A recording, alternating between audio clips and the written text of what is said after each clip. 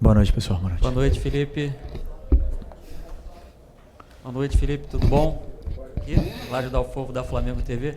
Felipe, você ainda vai certamente responder bastante sobre as questões ofensivas que deram certo hoje, mas agora são 5 jogos consecutivos sem sofrer gols, né?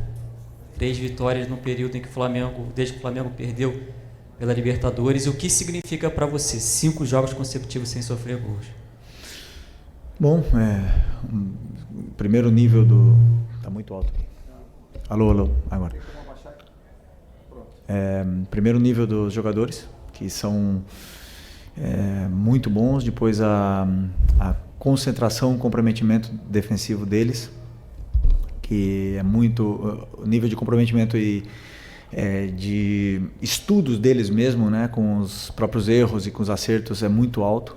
Eles mesmos se cobram, eles mesmos vêm perguntar para mim o que poderia ter feito em tal jogada, como poderia ter solucionado. Então esses debates ajudam muito a fase defensiva, e eu penso que uma equipe, que um ataque ganha jogos, mas a defesa ganha campeonatos. Sempre penso isso e dou um valor muito importante para a fase defensiva da equipe. Isso não quer dizer que é a última linha, quer dizer que são os 11, né, que jogam, que são importantes na fase defensiva, e todos têm que participar e tem a sua função também defensivamente. Está muito alto ainda, não tem como baixar? Um pouquinho.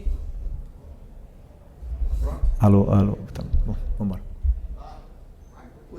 Alô, tá bom. Uhum. Pode? Felipe, boa noite. Gabriel Reis, Placar TV e Paparazzo Rubro-Negro. Queria te perguntar sobre o desempenho do Ayrton Lucas. A gente percebeu ele fazendo uma grande partida, não só hoje, já vem melhorando, e eu percebi um detalhe. Ele muito bem na jogada defensiva aérea, né? E era uma pequena deficiência que a gente percebia, que algumas jogadas aconteciam, e a gente percebe algumas coisas que já dá para ver que tem ali bastante do seu trabalho, como, por exemplo, o Pulgar, o De La Cruz, que não podiam tomar cartão amarelo e não tomaram cartão amarelo. E uma partida também, gostaria que você falasse sobre essa partida que o Pulgar fez hoje, né? Acho que o time inteiro foi muito bem, mas a partida do Pulgar foi impressionante. Bom, a partida do Ayrton, mais uma vez, foi muito, muito completa, muito boa, muito sólida. Esse ponto que você citou sobre a fase da defesa da área é uma coisa que ele mesmo se cobrava, porque a torcida... na torcida, não, senão todo mundo meio que pegava no pé dele, mas muito, eu falei para ele, né, ele tem que ter as ideias claras dentro da área, quem que são as prioridades para ele defender, não dá para defender tudo. O lateral sempre fica sobrecarregado e ele gosta de treinar, perguntar e melhorar. Então nesse ponto aí, mérito é dele. E segundo, existem jogadores que crescem com determinados tipos de estruturas diferentes, né? A gente olha para o Ayrton, ele teve uma fase incrível aqui com o Vitor Pereira, na qual com o corredor aberto, mas eu acredito que para recuperar a melhor versão dele fosse juntar e diminuir as relações e fazer ele ter mais linhas de passe para poder simplificar um pouco o jogo dele, e ele veio se sentindo melhor. Mas assim, o jogo que ele fez contra o Vasco foi top, foi contra a LDU, foi muito, muito, muito bom, realmente. Contra a LDU, na fase defensiva, foi um jogo assim que fazia muito tempo que eu não vi ele fazer, e um jogador que recupera a confiança, recupera a hierarquia que ele tem dentro do grupo, dentro desse elenco, e não podemos esquecer que é um jogador de seleção. Mais uma lição para todos, nós, vocês e torcida, de que um jogador ele não desaprende, né, de jogar, né? Ele só precisa de tempo, carinho, e ele vai recuperar a melhor versão em tempos, né? Ele, o Wesley, todos eles demonstraram isso para nós, então fica a lição aí. E o Eric mais uma vez, um jogo extraordinário. O Eric é fora de série, um jogador fora de série. Felipe, boa noite. E Mauro Santana, do canal Mauro Santana, e até sobre essa questão que o jogador não desaprende, né? Tivemos mais uma vez a presença do Pedro, dessa vez como titular pela primeira vez, depois desse longo período de recuperação. Queria que você falasse a respeito desse processo que culminou com a primeira partida dele como titular, como é que você tomou essa decisão, né?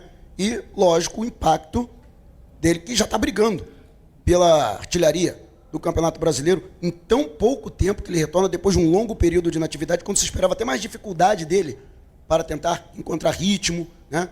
A calibrar a pontaria, mas parece que passou 7 meses, né, desse intervalo que ele volta a jogar futebol. Realmente, me parece que ele tenha ficado fora, né?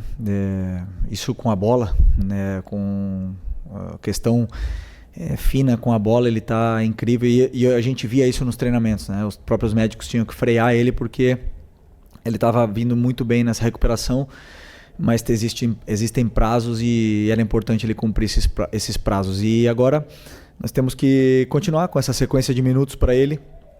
É um jogador muito determinante, muito diferente nas áreas, na área.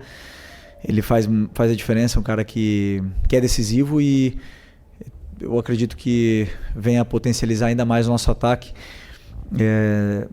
Tem o mesmo conteúdo que os outros jogadores em vídeo, porém no campo menos. Então existem alguns movimentos ainda que nós temos que automatizar mais para ele e para que a equipe possa entender a forma de jogar que ele tem. E eu não tenho dúvida que ele vai elevar mais ainda o nível do nosso ataque, que está muito forte. Então, fico muito feliz pela partida dele e agora vamos recuperar mais essa parte física. Ele mesmo sabe que fisicamente não está a 100%, mas conseguiu ser titular hoje, conseguiu fazer um jogo muito bom, muito bom e vamos esperar que ele siga nessa evolução aí, porque é um jogador de Copa do Mundo, né? Todo mundo sabe. Felipe, boa noite. Rodrigo Cerqueira, Grupo Globo. Ainda em cima dessa questão do ataque, hoje você começou com Pedro e Cebolinha, que ano passado era a dupla tida como titular, em um dos grandes momentos do Flamengo no ano, e os dois se machucaram, ficaram um período fora. O Pedro, uma lesão mais grave, o Cebolinha, menos tempo, mas enfim. Qual o ganho que você tem nessa questão de elenco e ofensivo, você poder contar com eles dois, que parece que mesmo, o primeiro jogo deles juntos esse ano como titulares, mas parece que eles já estavam jogando juntos, enfim, é uma sintonia muito fina entre eles, né? Sim, a escolha pelo Cebolinha hoje foi pelo plano de jogo, pelo que eu imaginei que pudesse acontecer com a equipe do Corinthians na fase defensiva deles. Então, onde estariam as vantagens, e imaginei que um jogo seria melhor para o Cebolinha antes que de outro companheiro, né? Então, ele tem essa relação socioafetiva com o Pedro, que é muito boa, mas também com a Arrascaeta, e eles se entendem muito bem, né? Então, muitas das vezes o Pedro gosta de fazer um jogo mais associativo e ele é o cara que dá profundidade. Também o Michel faz muito bem isso aí e é muito bom ter todos esses jogadores disponíveis, né? O Cebola vem de uma lesão muito grave, a lesão mais grave de todas no futebol, e também outro jogador que parece que não sentiu, né, todo esse tempo parado. Tem ainda que evoluir, temos coisas que trabalhar, que melhorar, mas é muito bom ter Cebola, Michael, Bruno, Luiz, Plata, todos podem jogar nesse lado do campo, até mesmo o Matheus Gonçalves pode jogar aí e é importante que eles se sintam confortáveis dentro do campo. Boa noite, Felipe. Pedro Ramos, da Sintonia Esportiva.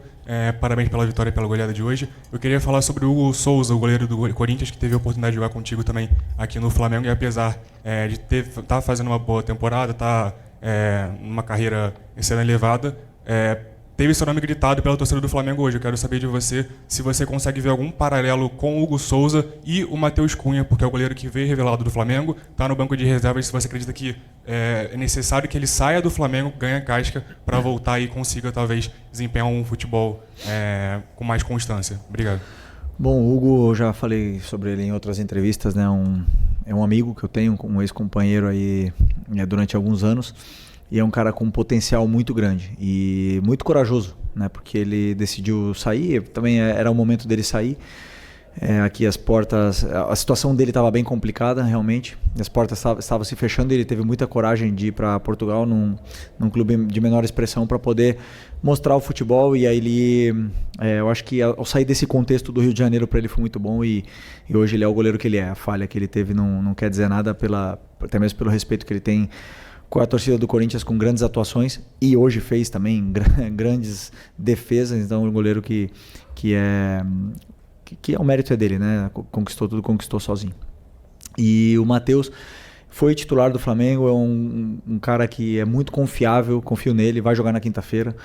E não tenho dúvida que se precisar, como vou precisar em alguns momentos do ano, eu sei que eu posso contar com ele de olhos fechados, né? Então, não sei sobre sair ou não sair. Hoje o Rossi está sendo titular, está desempenhando um grande trabalho também. Para mim, o principal do goleiro é debaixo da trave com as mãos, e ele está fazendo bem, e depois com os pés também nos dá muito a equipe. E os dois goleiros têm essa briga saudável entre eles, e hoje por hoje tô optando pelo Rossi, mas eu sei que se precisar eu posso contar com o Matheus. Até mesmo quando eu cheguei aqui na Copa ele era o titular e o time estava classificado até a semifinal. Felipe, boa noite. Natália Brasil aqui, Rádio Roquete Pinto.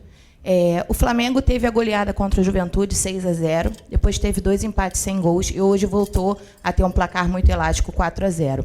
A gente já ouviu, né, tanto da torcida quanto da imprensa, comentários a respeito da dificuldade do Flamengo em alguns momentos em fazer gol, mas a gente viu recentemente 2 grandes goleadas. O que você acha que pode estar acontecendo? Algum posicionamento tático da sua escolha? O que você acha que pode estar tendo essas oscilações entre uma goleada e jogos onde o Flamengo não conseguiu marcar? Bom, primeiro, se você olhar a tabela da Europa, nem o Barcelona nem o Paris fazem gol todos os jogos, e muitas vezes eles também perdem gols, e daí a gente olha, de repente eles fazem 4, fazem 5. Não vamos fazer gol todos os jogos, isso é uma coisa evidente. O problema é que aqui no Flamengo, eu conheço bem esse clube, já estou aqui há 6 anos, quando não se conseguem as coisas, ou quando, por exemplo, empatamos o jogo contra o Vasco, não fizemos gols, criamos várias chances, não fizemos o gol, então a torcida, ou então o pessoal aí, os analistas de YouTube, de Twitter, temos que achar um culpado. Então a gente começa a analisar, eles começam a analisar, ver quem é o culpado. Então, o culpado é que o Gerson está jogando no ataque. O culpado é o Bruno Henrique no ataque. Ou o Michael. Não, o Michael não pode jogar mais. E fazem a cruz nos jogadores e começam a decidir pelo torcedor. E o torcedor consome isso.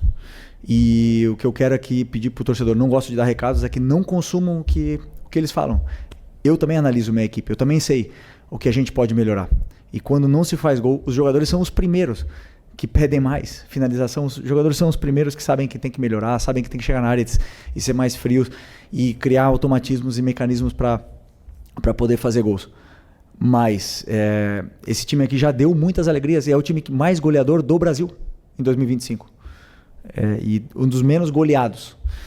Então, eu sei o que eu estou fazendo. Eu acredito muito na minha ideia, no que é a minha ideia de jogo. Sei o caminho que traço para chegar até o gol do adversário, dou o plano para eles, e tem dias que eles vão fazer gols. Tem dias que vai chutar 2 e vão fazer 2 e vai ficar 2-0. E tem dias que vão chutar 20 e infelizmente a bola não vai entrar. Isso acontece porque o adversário também joga. Se o orçamento, né, fosse solução, a gente entrasse com 15 em campo, mas não é assim, entra com 11, muito bons, entramos com os melhores 11 da América no campo. Mas o adversário também joga, também tem suas armas, também sabe anular. Senão o único time seria campeão todos os anos, e o futebol é tão complexo por causa disso. Então, o mesmo torcedor que me pede, ou mesmo jornalista que me pede para botar o Gerson de volante, é o que me pede para botar o Nico de meia. Então, deixa comigo. Quem vai errar sou eu, quem vai acertar às vezes sou eu, e deixa que esse é o meu trabalho. Okay? Boa noite, Felipe. Léo José do Coluna do Fla. Ainda na questão individual, a gente vê o Matheus Gonçalves entrando agora, né, nesse segundo tempo, e numa entrevista coletiva no começo do ano você tinha dito que o Matheus Gonçalves ele é visto como um jogador de beirada, e por conta disso ele não vinha tendo tantas oportunidades. Só que no Mundial do ano passado, na final contra o Olympiacos, você colocou ele mais centralizado, né, como meia, encostando ali na grande área. O que mudou nessa percepção do futebol do Matheus Gonçalves no ano passado, jogando mais centralizado, e nesse ano você enxerga ele mais como ponta? Não, eu acho que o Matheus, a melhor versão dele é aberto na ponta direita, porque é um jogador de drible, desequilíbrio, é um jogador que é criativo e consegue se resolver bem em espaços curtos e pressionado. Ou seja, a melhor versão para mim dele seria ali. Que ele pode jogar em outras, não tenha nenhuma dúvida. Como você falou, na final do Mundial eu botei ele por dentro, jogou com o Tite na ponta esquerda, jogou comigo já na meia esquerda, no lugar do Arrascaeta na pré-temporada, e ele pode desempenhar. Ele pode, como o Luiz Araújo também pode jogar aberto na esquerda, como pode aberto na direita, como pode jogar por dentro. Eles podem fazer. Agora, a melhor versão dele para mim seria aberto na ponta direita, né? Agora, hoje senti que ele merece merecia esses minutos, porque ele vem treinando muito bem. É um cara que quer jogar, que está sempre se exigindo mais para jogar, e gosto de jogador assim que se incomoda quando fica fora e trabalha para poder ter minutos, e hoje foi premiado com minutos antes que outros companheiros. Felipe, Raíza Simplício da Gol Brasil e da revista Placar. Eu queria que você falasse um pouquinho sobre a tua dupla de volantes, Eric Pulgar e Nico de la Cruz. Eles parecem que têm uma sintonia absurda. Hoje, observando um pouco do jogo, eles jogaram muito. No gol do Pedro, no primeiro gol, o Nico sai correndo para fazer a pressão no Hugo Souza. Teve várias jogadas também do Pulgar com o Pedro fazendo a parede. Ele faz um lançamento para o Arrascaeta que não estava impedido, mas o árbitro acabou dando impedimento. Enfim, eu queria que você falasse um pouco dessa química, né, entre esses dois jogadores. Como você conseguiu construir essa química entre eles dois? Bom, primeiro que o meu modelo pede muito, né, ou exige muito, ou os volantes são o verdadeiro coração para mim do time e muito do que acontece no campo depende deles. Então, os 4 volantes mais o Gerson, quinto, são os jogadores que podem jogar aí, e todos eles têm tido muito bom desempenho. Por exemplo, para mim o Everton Araújo foi muito bem contra a LDU, o Alan foi muito bem contra o Juventude, entrou muito bem contra o Vasco. Então eles têm tido um grande desempenho. O Eric e o Nico têm eles tiveram mais minutos ultimamente, jogaram juntos mais tempo. Portanto, eles desenvolveram dentro do campo essa química, porque o jogador vai se conhecendo, vai sabendo o que o companheiro faz, gosta e aonde ele gosta de se movimentar, e eles se entendem muito bem. Isso é para fora, né? Para dentro, eu já me apego a muitos outros aspectos além da posse de bola. Para mim, são outros aspectos de cobertura, de detalhes mesmo micro do jogo que eles são muito completos, eles dão muito à equipe, eles cobrem muito a zona do campo e fazem com que a equipe, com e sem bola, sempre esteja melhor posicionada. O Nico vem tendo um desempenho muito alto, e um ritmo de jogo muito alto também, coisa que eu achava que ele tinha que melhorar do ano passado quando eu cheguei aqui, que era essa intensidade, os 90 minutos, e hoje ele já consegue fazer muito bem. Então, continuar com esse cuidado aí para que eles possam continuar dando muito para a equipe, que eles são muito importantes.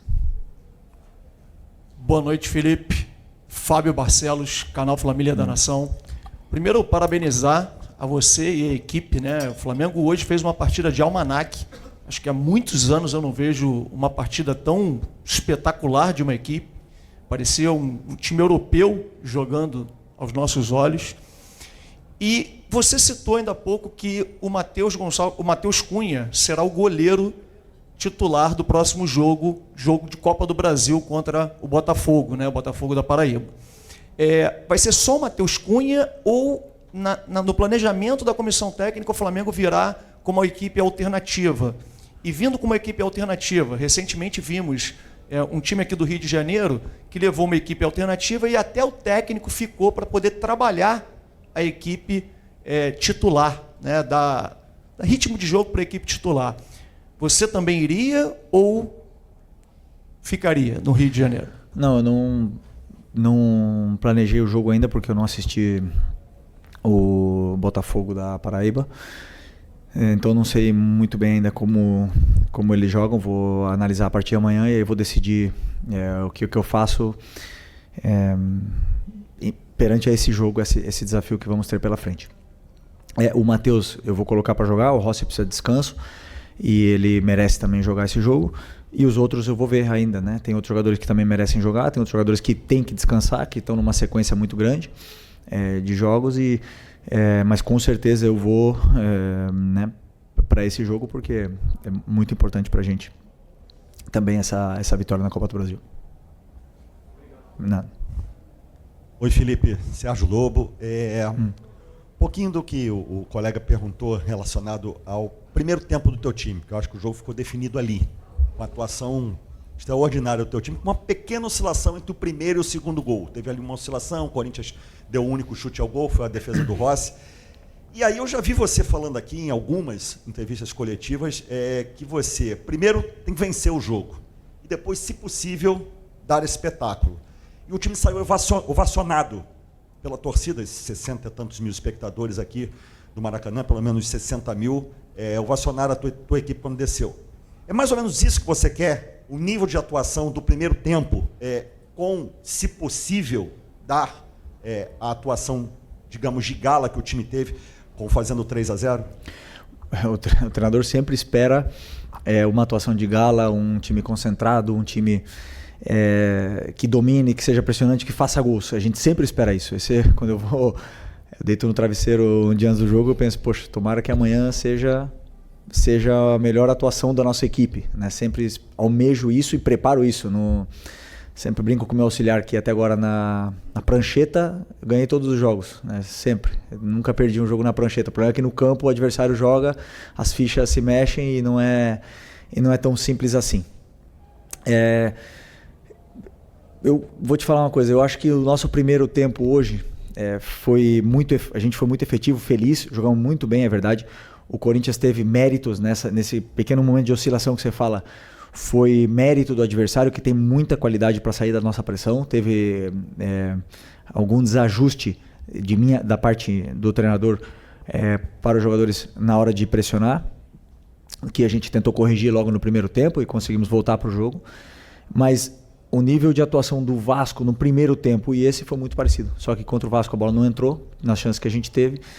E entrou um gol cedo contra o Corinthians. Isso fez o time jogar mais leve, mais solto, e aí o time se desenvolveu muito melhor. Então o gol e o resultado, eles fazem muita... ele tem muita influência na parte do mental dos jogadores, na parte mental da torcida e tudo mais. Eu, como treinador, tenho que separar o resultado e ver o que foi feito de certo do que foi feito de errado e continuar evoluindo a equipe. E o resultado não pode me enganar nunca. E como eu falo para vocês, não me engana. Mas eu estou muito feliz, claro, com o que eu vi hoje no campo e espero que possa se repetir mais vezes. Felipe, tudo bem? Rafael Borghetti, repórter do canal Flavoz.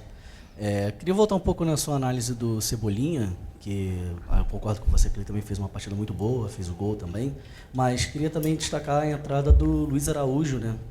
Que você no primeiro tempo ter o Cebolinha, um jogador mais agudo e tudo mais. Mas com o Luiz Araújo também podendo fazer essa função, hoje parecia que ele entrou tentando cadenciar um pouco mais o jogo, controlar um pouco mais a posse de bola ali, deixar o meio-campo mais povoado. Queria entender de você como ter no primeiro tempo um ponta mais agudo, no segundo tempo um ponta que pode fazer essa função também, mas prefere segurar um pouco mais a bola. Como é que você pretende fazer isso também nos próximos jogos? Obrigado. Não, eu acredito que quando o ponta, nós temos um ponta que joga aberto, como jogou o Cebolinha no primeiro tempo, esse jogador ele tem que ser determinante, ele tem que ser diferencial, a bola tem que cair no pé dele e o adversário tem que gastar 2 ou 3 jogadores para poder parar. É isso que eu espero de um ponta que joga aberto, e o que eu peço para eles, que eles sejam determinantes, que eles sejam agudos, que eles driblem, que eles façam a diferença, né? E o Cebolinha fez bem isso, ele teve essa ousadia, ele conseguiu ir para cima, ele causou uma certa dificuldade para o lado direito do Corinthians, e com a ultrapassagem do Ayrton melhorou e ajudou ainda mais. Aliás, o gol começa com uma ultrapassagem do Ayrton, ele leva a marcação, libera o Cebolinha acaba finalizando e fazendo o gol. Então, para mim, são muito, muito importantes esses jogadores que são determinantes e decisivos, determinantes nesse 1 contra 1. E do Luiz Araújo. E bom, no segundo tempo eu coloquei o Luiz, porque o Luiz também é esse jogador que tem gol, tem assistência, tem um cruzamento com o pé natural, né? É diferente, então imaginei umas situações diferentes com o Luiz ali, além de que o Luiz treina muito bem e está entrando sempre muito bem, é um jogador muito, muito importante, então achei que ele fosse importante ele ter esses minutos aí, e foi importante para a equipe também. Felipe, boa noite. O companheiro aqui acabou até entrando um pouquinho nesse tema. Eu queria, por mais mal-humorado que pareça, queria falar um pouquinho sobre aquele período entre talvez os 15 minutos e o segundo gol do Flamengo. O que, na verdade, você tira daquele momento? Assim, você enxergou algum movimento do Corinthians? Não sei se me pareceu um período que o Carrilho mudou um pouquinho o lugar onde ele pegava a bola, onde ele se posicionava, mas também principalmente um momento em que a pressão ela não conseguia encaixar tanto e o Corinthians ficou mais confortável com a bola. Esse Flamengo parece ser muito melhor sempre que ele consegue pressionar o adversário, e até mais do que ele constrói de trás, embora ele construa bem de trás. Havia uma dúvida um tempo atrás, como será quando houver Pedro e Arrascaeta juntos para sustentar uma pressão? Você relaciona esse período alguma coisa à presença desses dois, ao movimento do adversário, e você tem alguma dúvida que o time é capaz de manter jogos de muita pressão com os dois fazendo essa primeira pressão do time? É bom, não é a mesma coisa jogar com Pedro Arrascaeta que com Bruno Henrique Plata e Michael, que são jogadores extremamente pressionantes, né? Então, isso, muitas das vezes, mesmo sem encaixar a pressão, jogadores pressionantes fazem e forçam o erro do adversário, porque eles não dão tempo para o adversário pensar e criar o jogo, ou se posicionar, né? Então, a característica do jogador, ele tem uma influência. Mas sobre esses minutos que você falou, foi uma mudança para mim desde o banco. Eu não assisti ainda o jogo, mas para mim foi uma mudança tática. O Memphis descia, formava um losango, o Romero abria, o Yuri do outro lado, e formava um losango no meio com Ranieri, Bidon, Carrijo e Memphis. E isso sobrecarregou nossos volantes. Então eu não estava conseguindo dar a informação, porque é um pouco mais complexo, porque eram muitos jogadores envolvidos na solução desse problema. E aí acabamos sofrendo um pouco sem a bola, né? Mas o nosso time sabe sofrer também. Temos uma última linha de 4 jogadores que sabem jogar alto, com coragem. E nesse período eles tiveram uma chance de gol num cruzamento, que é como os adversários tentam chegar contra a gente, a maioria, né? Por cruzamentos ou por contra-ataque.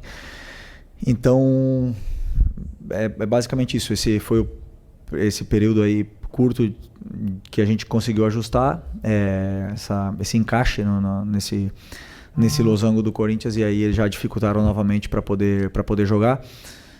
Como também a sua companheira, acho que citou, o Nico tem um papel muito importante nessa pressão, porque é um cara que é muito pressionante também, e aí tudo melhorou quando os encaixes se ajustaram e os jogadores conseguiram voltar até a bola, que é importante.